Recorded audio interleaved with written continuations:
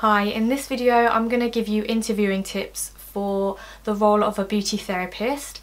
I'm not an interview specialist or anything, but I have been to a good number of interviews and I've written down all of the questions that I've personally been asked in an interview. I also got a lot of feedback from managers when they've interviewed people, so I sort of know what they look for, so I feel like I've got a lot of information that's going to be helpful for you. I'm first going to give you interviewing tips, and then at the end I'm going to come to the interviewing questions. Tip number one is going to sound very silly, but it happens. When you get a phone call from the company to arrange an interview, my tip is to know who's calling. I know it sounds silly, but there was a time where I was applying for about 10 jobs a day, and then when a company would call me and say, "Hi, I'm calling from so-and-so," I would panic throughout the whole phone conversation because I didn't know which company they were, because I've applied for so many jobs. Keep organised, write down a list of all of the companies that you have applied for, so that when they do call you and say, "Hi, I'm calling from so-and-so," you can say, "Oh yes, of course, I'm so glad you called," instead of being like, "Who's that? What company?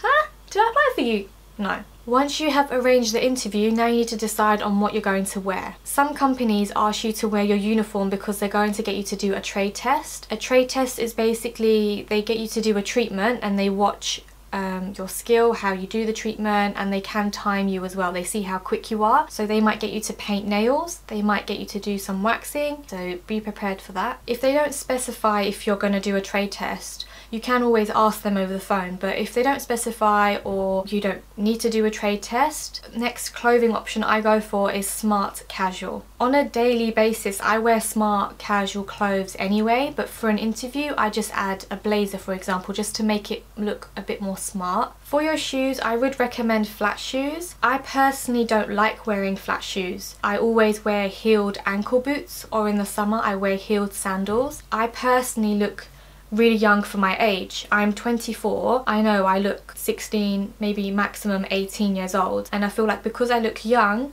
people can underestimate my skills. So I try and go all out for the interview, wear my heels, wear more makeup than usual, and try and look my age so that they don't think that I'm unexperienced just because I look young. But I would still recommend wearing flats because I was wearing heels and I had to do a trade test and it wasn't comfortable. Clothing option number 3, which is probably the safest option, is to wear all black. Black top, black trousers, black shoes. It's just the safest option. Now onto makeup. I would say just be yourself, but a safe option is natural day makeup. You don't want to do like crazy colours on your eyelids. If you're someone who doesn't wear makeup, again, just go as yourself. You don't want to have a full-on face of makeup and then on your first day of work you go in with no makeup. They're going to be like, "Is this the same person we hired?" Not gonna lie, I have done that before. For your hair, again, be yourself, but again, try to keep it simple. For your nails, make sure that they are clean, short and tidy. You don't want to go into an interview with chipped nail varnish. I didn't want to make an interview sound very complicated. It's not, but unfortunately with the beauty industry, your appearance is a big factor. I'm not saying that you need to be very pretty, I'm just saying you need to be very well presented. I have come across many different managers. There are managers out there who they won't care about your experience. Just because you're pretty, they'll be like, "Nope, I don't care, I'll train her, she's really pretty, I want to hire her." And then there are other managers where it doesn't matter how pretty you are, if you don't have the experience that they're looking for and the personality that they're looking for, they won't hire you. This one time a manager interviewed this girl had greasy hair, she had creased up dirty uniform, on top of that she smelled of sweat. She was not well presented, she did not get the job. If I went to a salon and my beauty therapist looked like that, if she wasn't well presented, sorry, but I won't go back there again. Okay, greasy hair, that's fine, she can get away with that. Maybe she didn't have time, okay, fine. But a dirty uniform and you smell of sweat, like, no thank you. A different salon, a different manager. Me and my manager were looking at this woman's CV and cover letter. First I looked through it and this woman was perfect. She was highly experienced. She had everything that we were looking for. I can even say that she was overqualified for this role. I felt like she was perfect, so I called over my manager and I said, "You're gonna like this woman. I found the one. You're gonna like her." Do you know what she said? She said, "This woman sounds like she's big-headed. It sounds like she thinks she knows everything. She's probably gonna want to be treated like a princess. I'm not interested." And I was just like, what? She could have at least called her for an interview, but she didn't. She didn't even call her for an interview. I was just like, no! No, no, no. I mean, I guess she knew something. This manager has been a business owner for a very, very long time, like 20 plus years. So she probably came across a CV like that before and a woman like that before. So she probably knew what she was talking about, but I have never been that shocked in my entire life. I also want to talk about body language, eye contact, and your voice. You do not want to be in an interview with your arms crossed, looking at the floor and like, I want this job because I want money.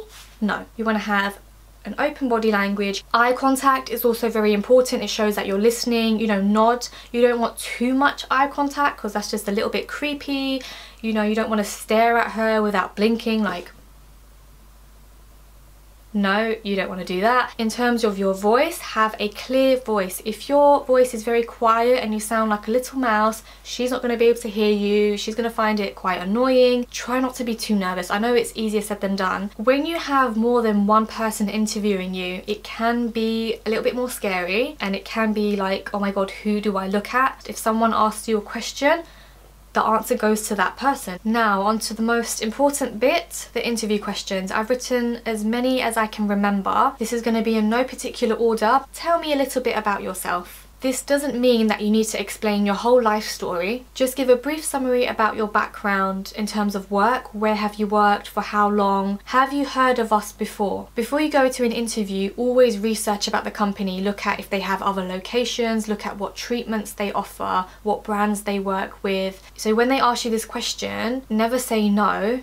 I mean, you can say no. Like I've said, no, I didn't hear about you before until I applied for the job, but I do know that you offer these treatments, you work with these brands, and you have many locations, for example. Why should we hire you? This is where you match your skills with their job description, and that is why they should hire you, because you have what they're looking for, basically. Another question that they always ask you is, what are your strengths? Don't just have one, have a few strengths that you can tell them. Normally it could be things about what treatments you're really good at. That is a strength. You need to try and sell yourself. After that question, the next question is, what are your weaknesses? I would say have one weakness. You can have two just in case they ask for another one, but I would say just choose one, and that could be a treatment that you're not best in. For example, it could be painting nails, or it could be timing, like if you're someone who's very slow. Never say that you don't have any weaknesses. Everyone has one sort of weakness. And another way that they might ask this question is, what would your manager tell you to improve in? I'm sure that your manager has at least one thing that they would say to you to improve in. How would your manager describe you? If they said, how would you describe yourself? I would find that more difficult. I think it made it a lot easier when they said, how would your manager describe you? Because I know exactly what my manager would say about me. How do you ensure good teamwork? Like, what is good teamwork for you? I personally said communication. Especially in a salon, everyone needs to be able to communicate. You're working as a team. You're sharing the rooms. You're cleaning up together, you're organising stuff together, you're booking treatments together and using each other's columns, and it's all working as a team. Make sure you have a good answer to that question. Tell me about a time you delivered good customer service. When I got asked this question, I panicked a little bit because, to be honest, I always try my best to offer good customer service with every client that walks through the door. But when she asked this question, I felt like it had to be something amazing. I just thought of one particular time, so I just mentioned that. What motivates you? Me personally, the fact that I am helping someone, that is my motivation. So just tell them what your motivation is. They can also say, why us? Why did you apply for us? Now, I'm sure that you have applied for that company for a reason. Do not say money, and do not say, oh, because it's close to my house. Leave that stuff out. I'm sure that you have a particular reason for why you applied for that company. It could be because you like the brands that they work with. What experience do you have in reaching retail targets? That's a pretty simple question. What experience do you have? Do you have experience in reaching targets or not? How would you sell a product? You should know this already because they teach you that in level 2 and level 3. But the basic way to say it is I ask the customer what their concern is, and I match their concern with a selection of products depending on what their budget is. What rewards motivate you to reach targets? If you've worked in a job where you've had to reach targets before, you normally get a reward such as a product or a free treatment, so just tell them which one motivates you the most. Have you worked in an environment like this before? The environment in a high street salon, a spa, a beauty clinic, they are all very, very different. That is why they're asking you if you've worked in that particular environment before, so tell them that. Have you dealt with complaints before? If so, how do you deal with them? I'm sure with any job that you've dealt with complaints, my procedure is normally, first of all, I let the customer complain. When the customer is coming to you to complain, they have prepared their speech. So just let them do their thing and let them complain, listen, apologise, show that you genuinely care about their complaint, because you should. And then normally I take their details and I tell them that I'm going to pass the complaint over to my manager. With complaints, it's quite hard because you don't really know what the customer wants. And sometimes you just have to ask them what would make you happy. But yeah, just tell them how you normally solve a complaint. If your colleague is running late and you need the room that she's working in because your customer is waiting, what would you do? These are like scenario questions and I find them quite difficult. I don't even know the answer to this question. I normally knock on the door.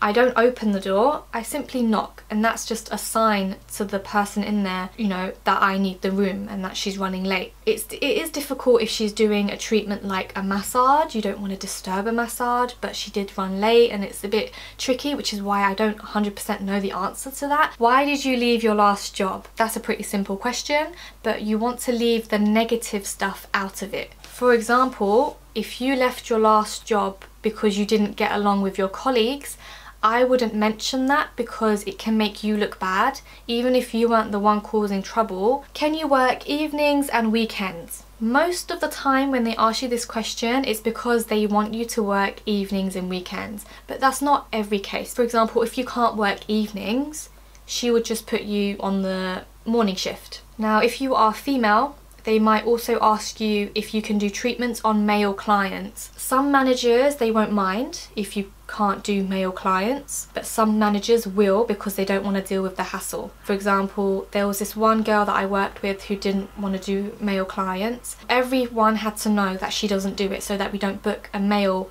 in her column when someone makes a mistake and by accident they book a male in her column, and then we have to call the customer and rearrange the time or reschedule it, and it's just a hassle. But just be honest, if you can't do male customers, then you can't do male customers. At the end of the interview, they normally say, do you have any questions for me? It is a little bit awkward when you say, no, I don't have any questions. It is nice to have at least one question to ask them, so think of questions that you can ask before you go to the interview. For example, I normally ask about their shifts, or I ask about training. If I genuinely don't have any questions to ask, you can say something like, I don't have any more questions at the moment, but if I do think of anything, can I email you? And they should tell you roughly when they would let you know about their decision.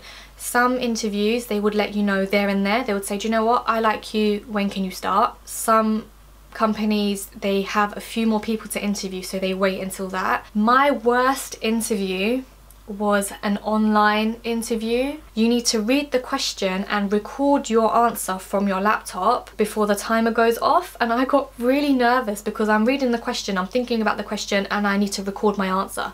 So that was the worst interview for me because I was rushing it. I have like 30 seconds left and I'm like sounded like someone drowning there. So those are my interviewing tips. I hope it was helpful for you. If you did find it helpful, give it a thumbs up, and if you want to see more videos like this, let me know. Subscribe to my channel if you like, and I'll see you next time. Bye.